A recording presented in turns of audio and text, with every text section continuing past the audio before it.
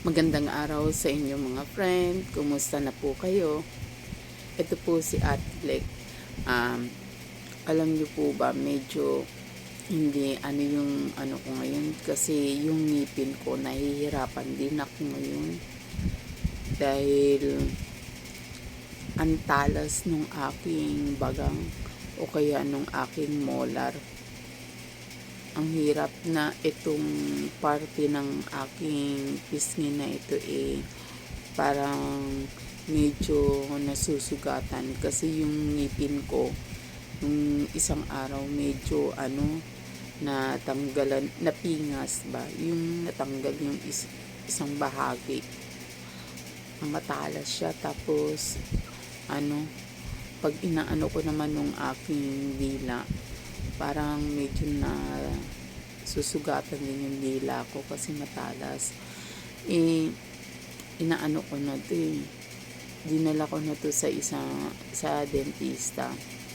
Kaso yung dentista parang nung nalaman niya na cancer patient ako, parang ayaw niya akong yung bunutan ba. Siguro natatakot din siya. Syempre, di ba, medyo baka iniisip niya malagay sa alanganin. Pero nung tinanong ko naman kasi sa doktor, pwede naman daw ako bunutan. So, parang ang inaano kasi ng dentist, kailangan kong humingi ng medical clearance. So, ayun, medyo kailangan ko pang pumunta sa doktor ko para makahingi ako ng medical clearance para ako sa dentista, makapagpatingin ako kung sakali mabunutan ako. Kasi diba, mahirap din. Hindi naman siya sumasakit palagi. Kaso mararamdaman ko yung talas, parang nasusugat itong ng pisngi ko dito.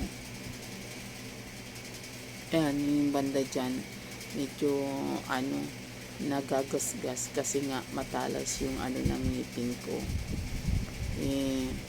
Hopefully na sana maging okay naman kung ako ay mabubunutan na, diba? Sana wala naman maging problema. Sana isama nyo ako sa prayer nyo mga friend. At yun lang po, mag-iingat po tayo palagi hanggang sa muli po. Ito po si Ate Lek. Bye bye.